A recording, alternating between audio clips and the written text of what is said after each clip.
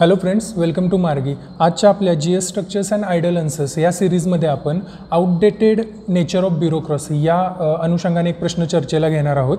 21 मेच्या the Hindu या वर्तमानपत्रामध्ये the outdated nature of bureaucracy या अनुषंगाने एक लेख आला होता आणि त्या लेखावरती आधारित एक क्वेश्चन आहे की जो आपण या ठिकाणी डिस्कस करणार आहोत.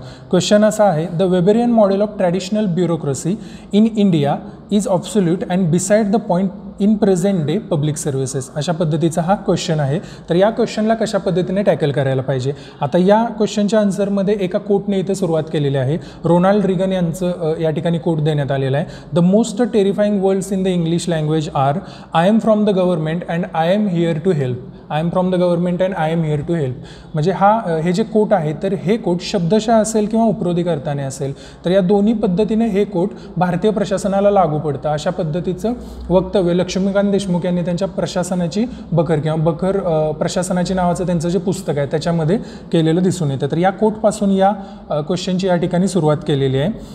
खरं तर या ब्युरोक्रसीबद्दल बोलायचं झालं म्हणजे वेबेरियन मॉडेल ऑफ ब्युरोक्रसी ही जी आउटडेटेड झाली आहे का असा जो क्वेश्चन आहे.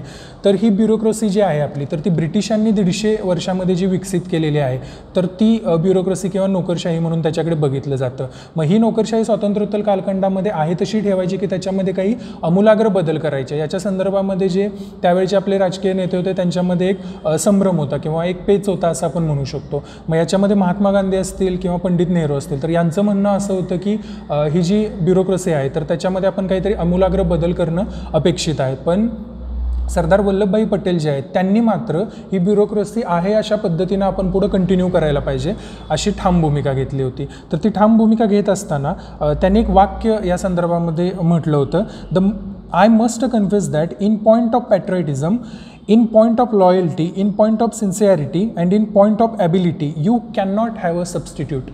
म्हणजे तुम्हाला याचा सबस्टिट्यूट असू शकत नाही अशा पद्धतीचं त्यांनी एक वाक्य कॉन्स्टिट्युशनल असेंब्ली डिबेट्स म्हणजे 10 ऑक्टोबर 1949च्या घटना समितीच्या वादविवादांमध्ये त्यांनी हे वाक्य म्हटलेलं होतं. खरं तर हे जे स्पीच आहे कॉन्स्टिट्युशन असेंब्ली डिबेट्समधलं 10 ऑक्टोबरचं तर हे स्पीच लबासनाच्या ट्रेनिंगमध्ये रिडिंग मटेरियल म्हणून देखील दिलं जातं. त्यामुळे हे स्पीच खूप महत्त्वाचं ठरतं. त्यांचं असं म्हणणं होतं की संस्थानांच्या विलगीकरणामध्ये ICS आणि IPS अधिकाऱ्यांनी जी त्यावेळी भूमिका बजावलेली होती तर त्यामुळे त्यांचं महत्त्व जे आहे ते खूप जास्त प्रमाणात आहे. म्हणून ती ब्युरोक्रसी आपण पुढं आहे त्या पद्धतीनं सुरू करायला पाहिजे. म्हणून सरदार पटेलांनी या संदर्भात ठाम भूमिका घेतली होती. तर तो जर इतिहास आपण या क्वेश्चनच्या अनुषंगाने सांगू शकलो तर तो देखील या ठिकाणी आपण नोंद करू शकतो. त्यानंतर नोकरशाही म्हणजे एक्झॅक्ट काय म्हणजे क्वेश्चनमध्ये जसं आहे की Weberian model of traditional bureaucracy. मग ब्युरोक्रसी हा जो शब्द आहे तर त्याचा अर्थ शोधायचा असेल तर शब्द व्युत्पत्तीशास्त्र काय सांगतं हे देखील इथं नोट करणं गरजेचं ठरू शकतं. जसं की शब्द व्युत्पत्तीशास्त्रानुसार ब्युरो हा एक फ्रेंच शब्द आहे ज्याचा अर्थ मेज किंवा डेस्क झाकणारे कापड असा होतो आणि त्याला ग्रीक क्रेसिया हा शब्द जोडून ब्युरोक्रसी हा नोकरशाही ज्याला आपण मराठीमध्ये नोकरशाही म्हणतो हा शब्द किंवा संज्ञा तयार झालेला आहे. आता ब्युरोक्रसीचं मराठीकरण जे आहे नोकरशाही तर ते आपला मराठी विश्वकोश जो आहे तर मराठी विश्वकोशामध्ये देखील ब्युरोक्रसीचं नोकरशाही असं मराठीकरण केलेलं दिसून येतं. फ्रान्समध्ये द गुर्ने या अधिकाऱ्यांनी देखील 1745ला हा शब्द पहिल्यांदा यूज केला होता. त्यानंतर कौटिल्याच्या अर्थशास्त्रामध्ये जे अमात्य नावाचं पद होतं किंवा त्याबद्दल जे लिहिलं गेलं होतं त्याच्यामध्ये देखील अमात्य हा आजच्या मंत्रिमंडळ सचिव दर्जाचा अधिकारी अशा पद्धतीनं आपण म्हणू शकतो.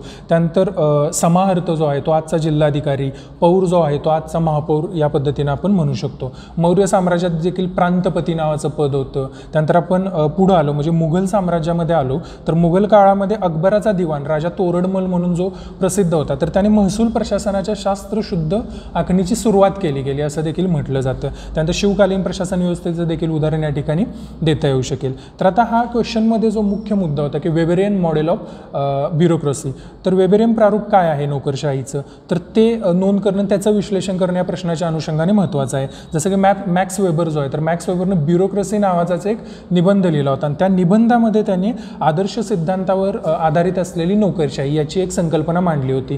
तर ते इथं कोट करणं गरजेचं आहे. याच्यामध्ये एक कोड देखील टाकलेला आहे. हे जे आन्सर आहे याची तुम्हाला PDF फाईल टेलिग्राम चॅनेलवरती मिळून जाईल. त्याच्यामध्ये तुम्ही ते पाहून घेऊ शकता. वेबरच्या मतानुसार राज्यकारभारात निर्माण झालेल्या दोषावर उतारा म्हणून नोकरशाही व्यवस्था निर्माण झाली होती असं वेबरचं म्हणणं होतं. त्याने काही वैशिष्ट्ये देखील सांगितली होती. ती वैशिष्ट्ये म्हणजे वेबेरियन प्रारूप जे आहे त्याच्यावरती प्रश्नावरती क्वेश्चन असल्यामुळे त्याची वैशिष्ट्य देखील काय आहेत हे देखील आपण थोडक्यात नमूद करणं गरजेचं आहे. जसं की कायदा व नियमांची संहिता नियंत्रित करणे असेल, त्यानंतर कामांची स्पष्ट विभागणी असेल, म्हणजे एक हायरार्की असेल आणि त्या हायरार्कीमध्ये कामांची विभागणी आहे आणि त्या पद्धतीने काम होतं असेल. त्यानंतर गुणवत्तेच्या आधारे विशिष्ट पद्धतीने नियुक्ती करणे असेल. मग त्याच्यासाठी आता आपण जे बघतो की लोकसेवा आयोग आहेत वगैरे, तर हे म्हणजे निवड करण्याचं काम करतात. त्याच्यासाठी काही गुणवत्ता निकष ते जाहीर करत असतात. त्यानंतर आयुष्यभराच्या नोकरीची हमी बढती सहित.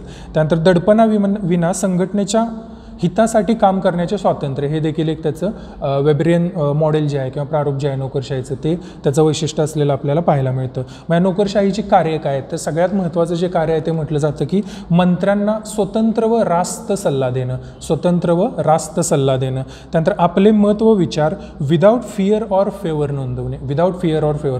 याच्या संदर्भामध्ये पण सरदार पटेलांचं खूप महत्त्वाचं एक उदाहरण सांगितलं जातं की त्यांनी आपल्या खात्याअंतर्गत असणाऱ्या सचिवांना स्पष्टपणे हे सांगितलं होतं की ज्यावेळी तुम्हाला वाटेल की माझ्या निर्णयाविरोधात किंवा माझे जे विचार आहेत त्याच्या विरोधात तुमचं मत आहे, तर ते तुम्ही स्पष्टपणे सांगायला पाहिजे, तरच ही नोकरशाही टिकू शकते. अशा पद्धतीचं देखील त्यांनी त्याच भाषणामध्ये, जे मगाशी मी लवासनाच्या आपल्या ट्रेनिंगमध्ये जे रीडिंग मटेरियल म्हणून भाषण दिलं जातं, तर त्या भाषणामध्येच याचा उल्लेख केलेला दिसून येतो. तर नोकरशाहीची जी कार्य आहे त्याच्यामध्ये कायदा सुव्यवस्था आणि शांतता प्रस्थापित करणे हे तर आहेच आहे. त्यानंतर शासकीय धोरणांची अंमलबजावणी असेल.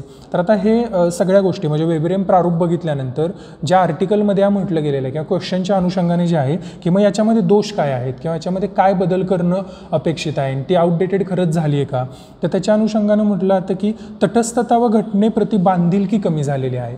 म्हणजे असं आहे का की तटस्थता आणि घटनेप्रत बांधिलकी कमी झालेली दिसते का आपल्याला नोकरशाहीची. त्यानंतर करदात्या नागरिकांबद्दलची सामीलकी, योजनांच्या प्रभावी अंमलबजावणीचा विसर पडलेला आहे. त्यानंतर उत्तम भ्रष्टाचार विरहित प्रशासन, प्रभावी कायदा व सुव्यवस्था, जनहितांच्या निर्णयांची फलप्राप्ती यापर्यंत नोकरशाहीने जनतेचा अपेक्षाभंग केलेला आहे. आता हे कोण म्हणतं, म्हणजे कधी एखादं आन्सर लिहित असताना एखादी गोष्ट म्हणजे आपण म्हटलं की जनहिताच्या निर्णयांची फलप्राप्ती याबाबत नोकरशाहीने जनतेचा अपेक्षाभंग केलेला आहे, पण हे कोण म्हणतं हे लिहिणं इथं गरजेचं आहे. म्हणजे आपण रँडम फक्त क्वेश्चन्स लिहिले तर त्याला जास्त मार्क मिळणार नाहीत. तर कोट करणं म्हणजे असं कोणाचं विधान आहे, त्याच्यातले स्कॉलर्स कोण आहेत किंवा त्याच्यातले अभ्यासक कोण आहेत की ज्यांनी हे म्हटलेलं आहे किंवा ज्यांनी ही रिसर्च करून त्या अंती ही गोष्ट मांडलेली आहे. म्हणजे एखाद्या न्यूजपेपरमध्ये जरी आर्टिकल आलं असेल आणि त्याला कोट करून जरी तुम्ही लिहिलं की या आर्टिकलमध्ये हे लेखक किंवा हे अभ्यासक अशा पद्धतीनं मुद्दे विश्लेषित करत होते किंवा विश्लेषण करत होते. तर हे जे मुद्दे मी आत्ता सांगितले, तर ते bureaucracy a necessary evil, necessary evil नावाचं एक ब्युरोक्रसी नेसेसरी इव्हिल नावाचं एक आर्टिकल होतं जे लक्ष्मीकांत देशमुख यांनी साधना मासिकामध्ये लिहिलं होतं. तर त्या मासिकामध्ये हे जे काही 3 मुद्दे मी सांगितले नोकरशाहीचे दोष ते तिथं नोंद करण्यात आले होते. त्यानंतर KV सुब्रमण्यम यांनी administration in crisis time for soul searching नावाचं एक प्रशासनातील दोषांबद्दलचा एक लेख लिहिला होता. तर त्याच्यामध्ये त्यांनी एक प्रशासनातल्या दोषांची माहिती दिली होती की काय गोष्टी दोष म्हणून आपण बघू शकतो. जसं की मंदगतीचा लाल फितीचा कारभार, फितीचा कारभार हा तर म्हणजे आपण नेहमीच ऐकत आलेला शब्द आहे. त्यानंतर असह्य दिरंगाई असेल, निर्णय टाळण्याची वृत्ती असेल, नागरिकांची गाऱ्हाणे ऐकण्याकरता अधिकारीच कार्यालयात उपस्थित नसतील किंवा असंवेदनशीलता असेल, अनभिज्ञता असेल. त्यानंतर राजशिष्टाचारात ऊर्जा खर्च करणे, म्हणजे एखादा मंत्री आला तर त्याच्या राजशिष्टाचारामध्येच जास्त ऊर्जा खर्च करणे, लोकाभिमुख जे काम आहेत तर त्याच्याकडे कमी वेळ देणे, मग हे असं आहे.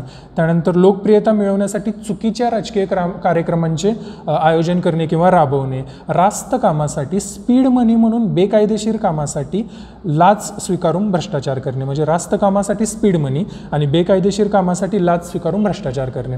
तर असे काही दोष असल्याचं KV सुब्रमण्यम त्यांच्या त्या लेखामध्ये म्हणत असलेलं दिसून येतं. त्यानंतर झुबेर नासिर हे लोकप्रशासनाचे प्राध्यापक आहेत ज्यांनी की तो आउटडेटेड नेचर ऑफ ब्युरोक्रसी नावाचा हिंदूमधला लेख लिहिला आहे. त्याच्यामध्ये ते म्हणतात की Weberian bureaucracy still prefers a generalist over a specialist. Generalist म्हणजे जे जनरल लोक आहेत ते स्पेशलिस्ट असणाऱ्या लोकांच्यावरती प्रशासन करत आहेत, अशा पद्धतीचं विधान याच्यामध्ये सांगण्यात आलेलं आहे. हा वेबरियन ब्युरोक्रसीचा एक ड्रॉबॅक आहे असं या ठिकाणी म्हटलेलं आहे. त्यानंतर traditional bureaucracy still stuck with the leadership of position over leadership of function.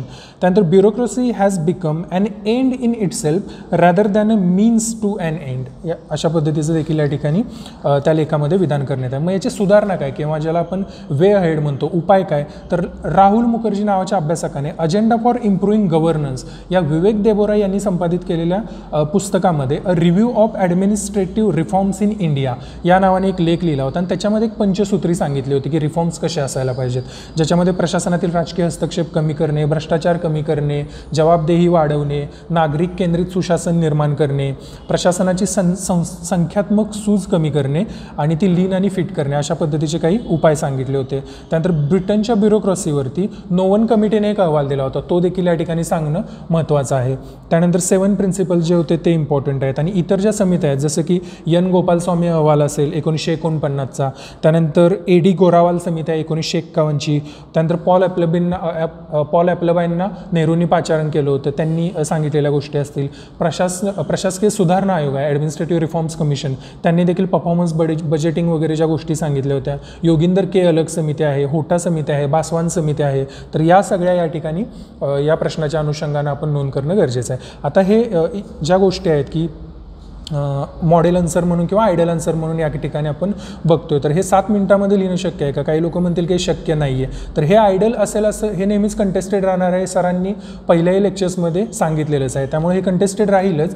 पण एक प्रारूप कसा असावं याच्या अनुषंगाने ही सिरीज चालू केलेली आहे आणि याच्यासाठी बकर भारतीय प्रशासनाची म्हणजे आजचा जो क्वेश्चन आहे त्याच्यासाठी बकर भारतीय प्रशासनाची नावाचं जे पुस्तक आहे लक्ष्मीकांत देशमुख सरांचं, तर ते या प्रश्नाच्या अनुषंगाने काही पॉईंट्स जाणून घेण्याकरता नक्कीच उपयोगी ठरू शकतं.